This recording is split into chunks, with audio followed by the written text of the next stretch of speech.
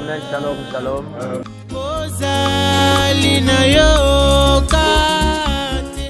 Ah oui, comme je l'aurais aussi vous signifier que ça fait depuis 4 ans au moins. Ça fait depuis 3 ans nous n'avons pas eu à organiser ces événements à cause de Covid-19. Alors le cœur brûlait pour que nous puissions avoir un temps libre pour commémorer l'anniversaire de notre église. Alors que pour répondre à votre question, je dis que c'est un sentiment de satisfaction. Satisfait pourquoi? Parce que j'ai reçu la visite des frères, des pasteurs de la ville, des pasteurs de l'intérieur du pays et tous sont venus si nombreux ici pour me soutenir pour cette cause. Alors je suis satisfait parce que les 2 premiers jours, il y a eu les prédications des hommes ouins qui ont prêché et ces prédications ont béni presque tout le monde. Et j'étais tellement ravi de voir comment les gens peuvent marcher sur la vision que j'ai toujours distribué, n'est-ce pas, aux églises du Pain l'Évangile. Et les gens ont saisi, même ceux qui sont de la ville, ils sont venus pour apporter la parole, donc ils ne sont pas allés loin que ça. Tout le monde a marché sur le pas et c'était une grande bénédiction.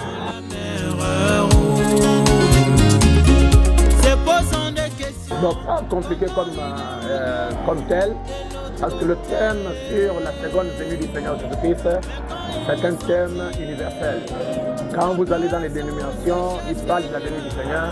Quand vous allez dans le message, ils parlent de la venue du Seigneur. Partout, même les païens, ceux qui ne prient pas, ils parlent, n'est-ce pas, de la venue du Seigneur. Mais dans ce thème global de la venue du Seigneur, il y a tellement de détails. J'ai voulu, pendant cette période, faire sortir pour que le monde soit édifié, que les frères du message soient édifiés et que les frères du Pain l'Évangile soient édifiés.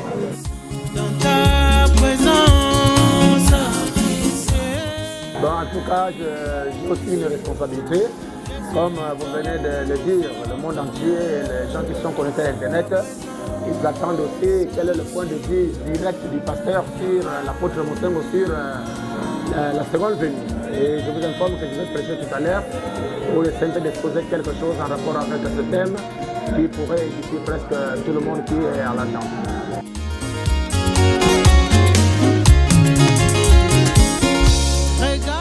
Bon, le mot de fin est que le peuple de Dieu soit dans l'expectative, c'est-à-dire qu'il saisisse la vision profonde de ce mystère, de ce grand thème dont le prophète de l'âge vous a parlé.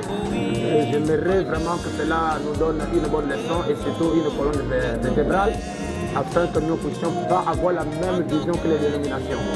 Donc bien qu'eux, ils sont dans la venue du Seigneur, tout le monde parle de la venue du Seigneur, mais la manière dont Christ viendra et quand il viendra, c'est celle-là qui échappe presque à tout le monde. Donc par la grâce de Dieu, nous allons intervenir pour essayer de montrer ces petits points obscurs pour que l'épouse soit éclairée. Merci beaucoup, que Dieu bénisse aussi le peuple du monde entier qui est en train de commémorer ce jour de dimanche, qui est le grand jour de la résurrection où notre religion a eu sa valeur. Nous voulons, n'est-ce pas, vous saluer partout où vous êtes, que le Dieu Tout-Puissant soit avec vous et que vous ayez un bon culte, un bon dimanche et surtout un bon début de semaine. Et n'oubliez pas que c'est l'année de félicité, que Dieu puisse vous bénir à jamais et qu'il vous élève au nom du Seigneur Jésus-Christ. Amen.